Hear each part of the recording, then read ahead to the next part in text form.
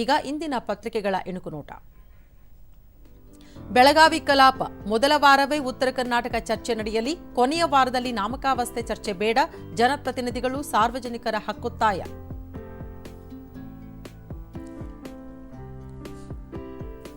CM ಆಗಿ ಫಡ್ನವೀಸ್ ಪ್ರಮಾಣ, ಏಕನಾಥ್ ಶಿಂಧೆ, ಅಜಿತ್ ಪವಾರ್ ಉಪಮುಖ್ಯಮಂತ್ರಿ, ಸಮಾರಂಭದಲ್ಲಿ ಪ್ರಧಾನಿ ಮೋದಿ ಭಾಗಿ.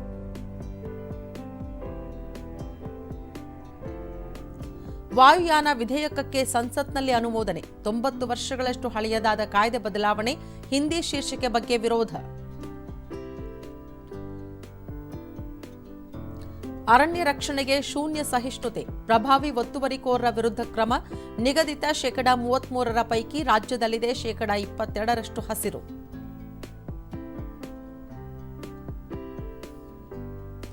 ಇಂದಿನಿಂದ ಬೆಂಗಳೂರಿನಲ್ಲಿ ರಾಷ್ಟ್ರೀಯ ಕುಸ್ತಿ, ಮೊದಲ ಬಾರಿ ಕರ್ನಾಟಕ ಆತಿಥ್ಯ, 700ಕ್ಕೂ ಹೆಚ್ಚು ರೆಸ್ಲರ್ಗಳು ಕಣಕ್ಕೆ.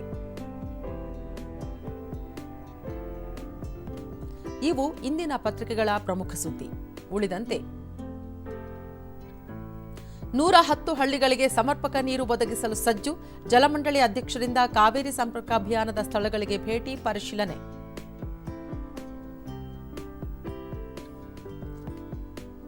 ಪದವಿ ಸ್ನಾತಕೋತ್ತರ ಶಿಕ್ಷಣದಲ್ಲಿ ಕ್ರಾಂತಿ, ಕನಿಷ್ಠ ಮಾನದಂಡಗಳ ಕರಡು ನಿಯಮಾವಳಿ ಪ್ರಕಟ.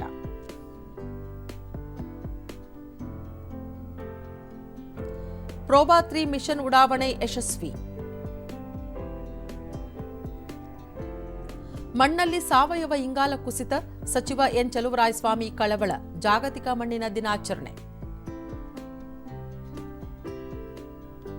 ವಿಶ್ವ ಚೆಸ್ ಸತತ 6ನೇ ಡ್ರಾ, ಫೈನಲ್ಸ್ನ 9 ಪಂದ್ಯಗಳ ನಂತರ ಸ್ಕೋರ್ 4-5, 4-5ರಲ್ಲಿ ಸಮಬಲ.